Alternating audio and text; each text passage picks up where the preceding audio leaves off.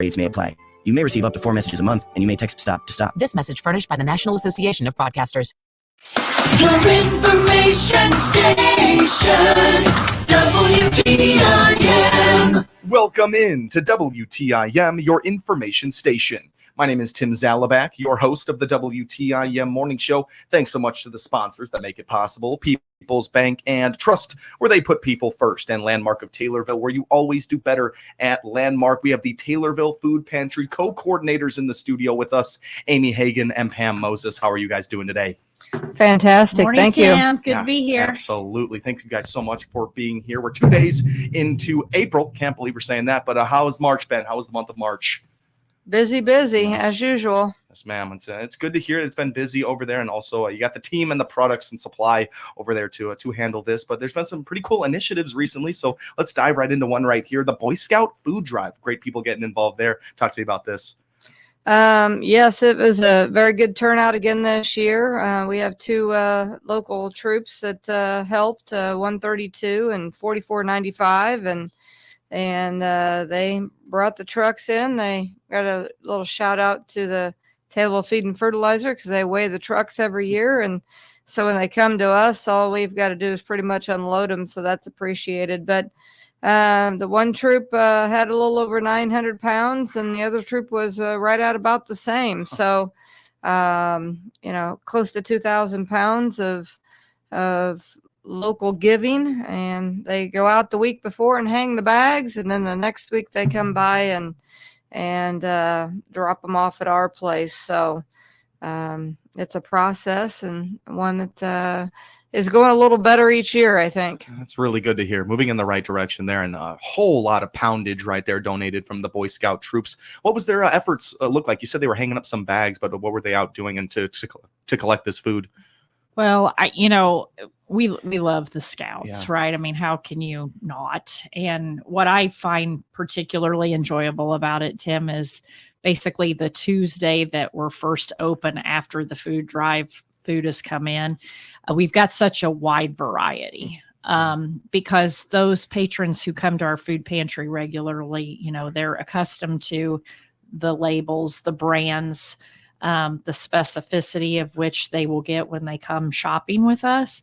But when you do a major collection like the Boy Scouts do, you just quite honestly never know what you're going to get through the door. And it's a lot of fun. I enjoy all the color, all the variety, all the options that exist on that first Tuesday after the food drive. And it takes a little bit longer. Like, I had a chance to be a volunteer shopper last week. And, whereas say on a normal week, we might have tomato soup or chicken noodle, like after a food drive, we literally have 10 or 15 different kinds of soup. And so you'll say to the shopper, would you like soup? And they say, yes, I would like soup. And then you say, well, I've got this flavor, this flavor, this flavor, etc. And it takes a little bit longer when you're shopping with that wide variety of choices, but it's fun for us and it's fun for the patrons. And of course the Scouts, I mean, I was on camera duty,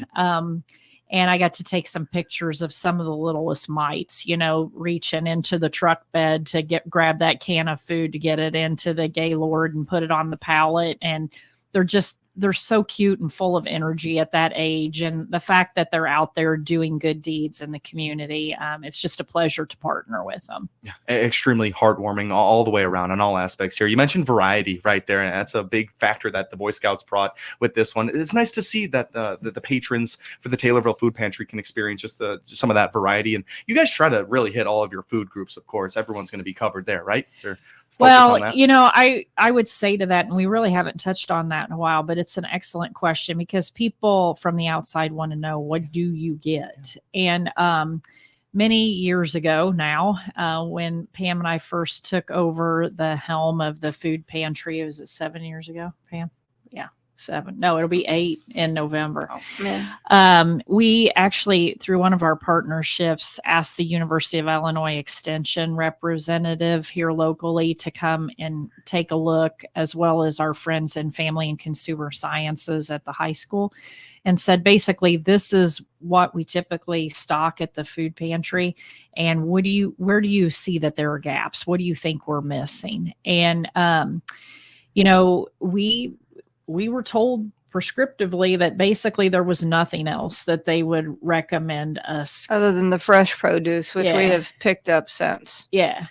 But as far as like the packaged and box items and stuff, they thought that we were covering the need pretty well. Right. But yeah, to your point, Pam, I mean, the produce and fresh vegetables, fresh fruits, I mean, that's always been sort of a differentiator of the Taylorville Food Pantry compared to most. And, people really appreciate those fresh options. I mean, yes, last week, again, I was shopping Thursday and Saturday evening with folks, and just the great many variety. I mean, we had packaged salads, we had cucumbers, we had green peppers, we had oranges, apples, carrots. Yeah, just about anything you could imagine that we had to offer last week. So that was pretty cool. It's not always like that, but it was last week. So the introduction of the fresh produce, I remember that was a big storyline when you guys came in here and told us that was being introduced. But you're reaching out to professionals there with extension and with the family and consumer science classes. That's a great idea right there, and you got some pretty good notes back. It does seem. How much reaching out to professionals is involved when you guys are dealing with this kind of stuff? 8 years you guys have been doing this, and you deal with so many different challenges and bottlenecks throughout the process, whether it's getting the food and getting the people the food. What are you guys doing when you have questions like that? You guys constantly asking people that would know these types of things? Yeah, I mean, there's no doubt we're always asking. I mean, Amy's, she likes to be educated all the time. So, she's always going to different events, and just had one here a month ago as well that was put on by Illinois SNAP. But we're always reaching out. You always have to say that you don't know it all, so let's ask somebody that can always help us to improve the process. 100%. I could see a lot of uncharted territories being ventured into with just handling a food pantry there. Talk to me a little bit about that event you went to, Amy. That was a really cool thing. The summit of some kind. Talk to us about this. Yeah, so it was called the Hunger and Health Illinois Regional Summit, and they actually put on 2 of these events in the month of March. One was up in Oglesby, Illinois, and then the one a couple of weeks ago was in Springfield at the Salvation Army. And anyway, we had an opportunity to, well, I guess, first of all, talking about partnerships. So our friends at Taylorville Memorial Hospital, Jay, who's the community health, I don't know, he's the outreach guy. Sure. Boulanger, I think is how you pronounce his last name. Anyway, props to Jay, because he had come into the food pantry to do their community health assessment survey earlier in February. And I guess I was top of mind from that. And he said, would you be interested in attending this SNAP education Hunger and Health Summit? And here's the information about it. I said, I really appreciate you passing it along. Well, we signed up, myself and Aaron Bierman and Dick Breckenridge came from the Taylorville Food Pantry, and it was cool to be able to, have a representation locally at an event, a regional event like that. And there were literally folks from, like Champaign County. There were folks from East St. Louis there. I mean, there's 2 of these events in the state. So, wherever it makes sense for folks to go. But like most summits or conferences, there were workshops. There was the group events that happened, plenty of networking opportunities, some trade show booths and things like that of different agency partners that were there trying to educate, make us aware of services that they had available. And then, like I said, there were these incredible breakout sessions. And because of the fact that we had 3 people from our local food pantry there, and there were 4 different sessions running, contiguously, I guess, it was impossible for one person to cover all the sessions, but by having three of us there, we were able to take them all in. And some of the topics were like food as medicine and food pantries of the future, and then increasing community connection at your pantry, as well as just an update on the emergency food assistance program. So, I got first dibs. I went to the ones I wanted, which was food as medicine and food pantries of the future, because that to me seemed like it was very forward thinking. And, to Pam's point, it is very important that we continually stretch our minds to possibilities and how we can be a food pantry of the future, what that looks like, where the needs are going to be, what types of food will be available from manufacturers and wholesalers. I mean, the whole system is evolving, and we're just one piece of that at the food pantry, but it's a lot like running a grocery store, right? And so as the trends go, we need to go too. But anyway, it was incredibly, it was a really great experience for us to be there.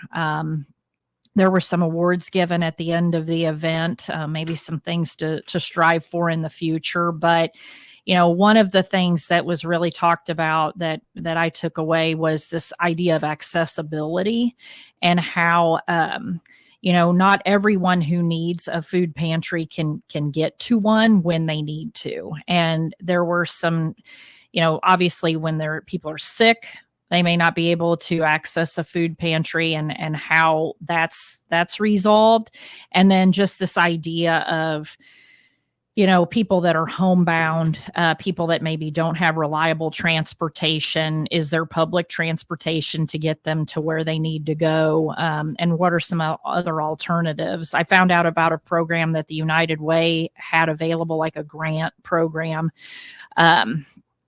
And basically what it amounted to was using like an Uber Eats of sorts, where the funds were available, and then the Uber driver would literally come to the food pantry, pick the stuff up, deliver it to the family in need, and then the cost of that was taken care of through this United Way grant. So I thought that was kind of interesting, because people ask us all the time, do you guys deliver?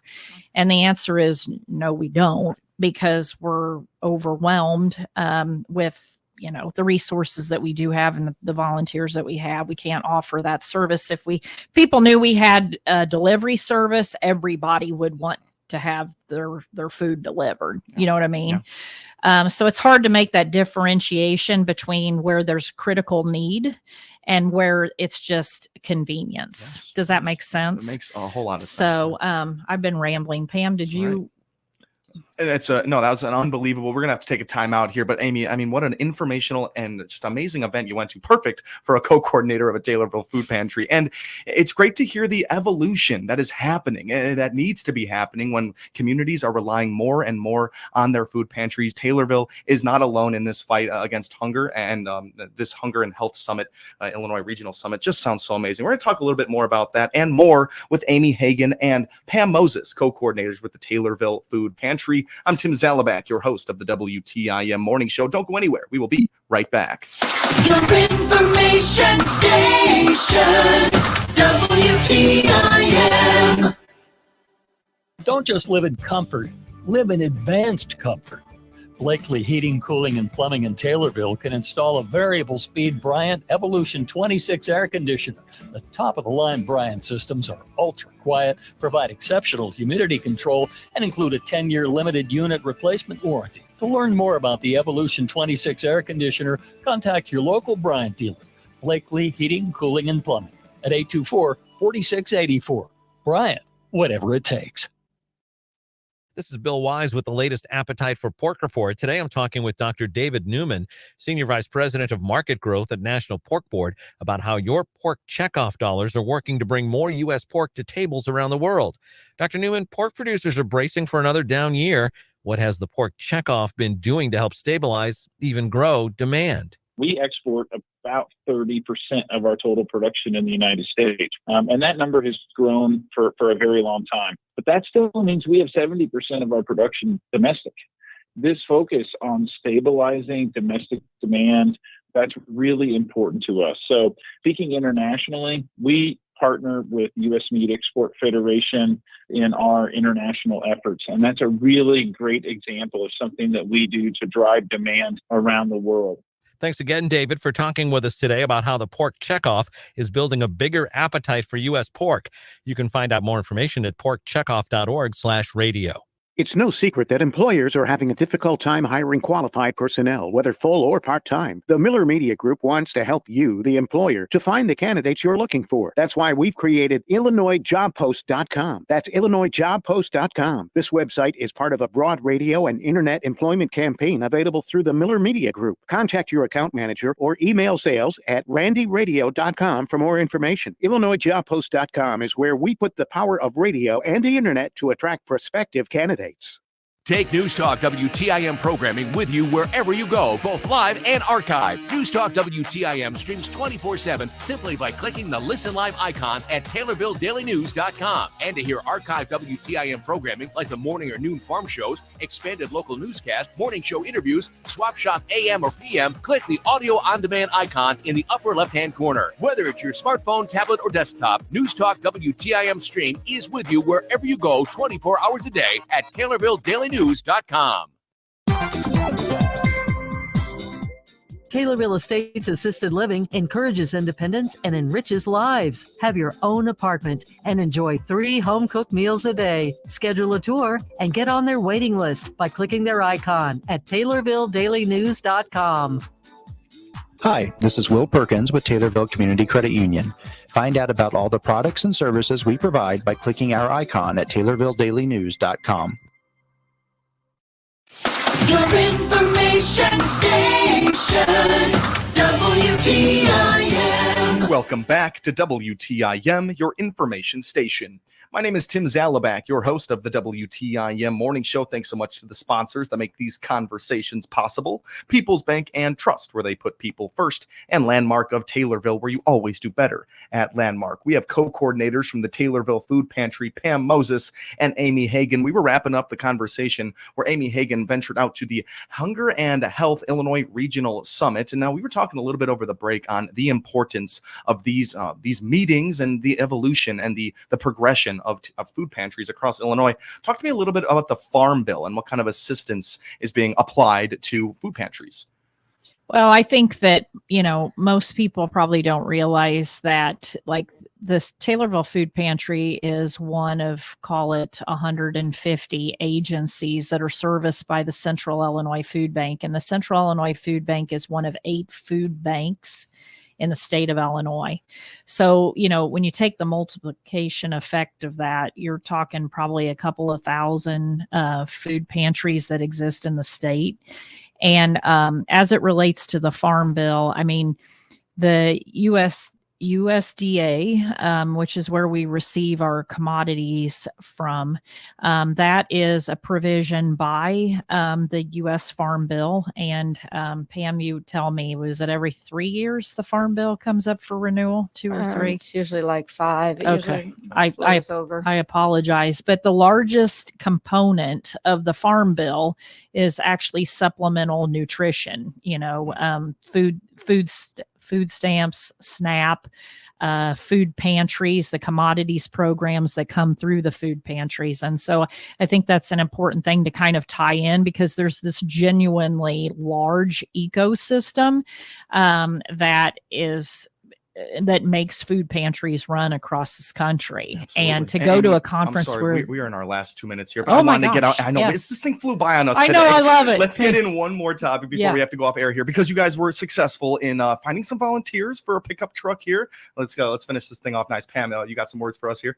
Oh, absolutely. Awesome. No, we spoke here on the radio, and then actually at the First United Methodist Church had us speaking for just 3 minutes at their Saturday night and Sunday morning. And whether it came from the radio or it came from there, and they're also on the radio. We ended up with 2 additional couples with trucks. Huge. That have helped us out on the the truck. Yep, heart in a truck. So we're going well on Saturday morning now. So it was a big hole, and we appreciate that. That is huge. And really, congratulations to you guys. And thank you to the volunteers out there all helping out the Taylorville Food Pantry. Call them, step inside their doors over there and help if they need any volunteers, or ask if they need volunteers, because they will say yes. Amy Hagan, Pam Moses, thank you guys so much for being here today. Thanks, Tim. Thank you, Tim. Absolutely. With the Taylorville Food Pantry co-coordinators, Pam Moses and Amy Hagan with me today. This has been the WTIM morning show right here on WTIM, your information station. The Big 870 WTIM Assumption Taylorville, 96.1 W241 CF Taylorville, 107.5 W298 CD Shelbyville, 107.9 W300 EH Payne and Nokomis. Operations in Gaza after an Israeli airstrike that killed a half dozen of its aid workers and their Palestinian driver. Israeli Prime Minister Netanyahu calls it